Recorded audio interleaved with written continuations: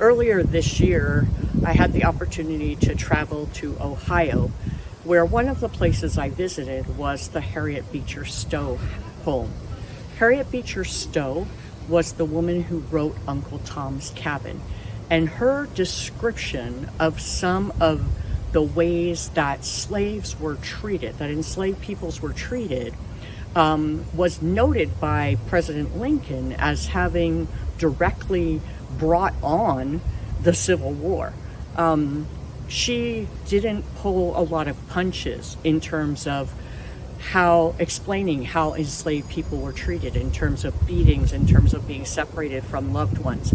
And that book was very widely read and turned some people's opinions at that time. At the Beecher Stowe home, they had a little bookstore, and when I was in there, one of the things I noticed was this book called the Negro Motorist Green Book.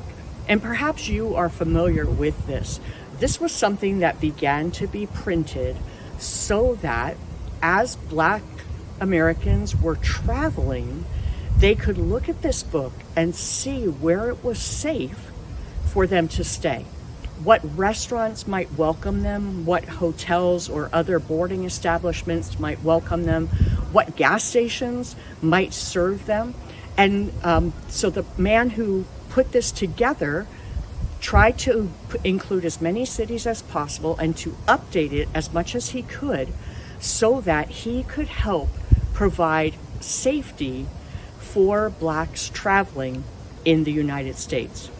It's kind of pathetic that this book needed to exist in our country's history. And of course, this was much later in our country's history when people were traveling by automobile, not by covered wagon. But it reminded me of this verse in these verses in James chapter 2, where it says, "It is good when you obey the royal law as found in the scriptures. Love your neighbor as yourself. But if you favor some people over others, you are committing a sin. You are guilty of breaking the law."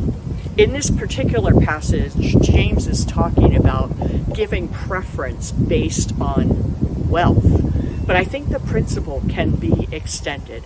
Anytime that we are not loving the people around us based on some external factor, that just because in some way we see them as other, we are breaking the royal law of love. The law that Jesus said was second in importance to loving God with all our heart, soul, mind, and strength. That was so important that John wrote, if we say we love God, but we don't love the people around us, we're a liar.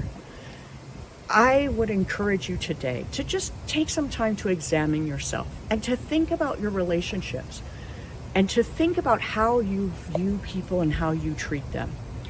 Is it based on the worth and dignity that they have as people who are created in the image of God? Or is it based on some external temporal factor?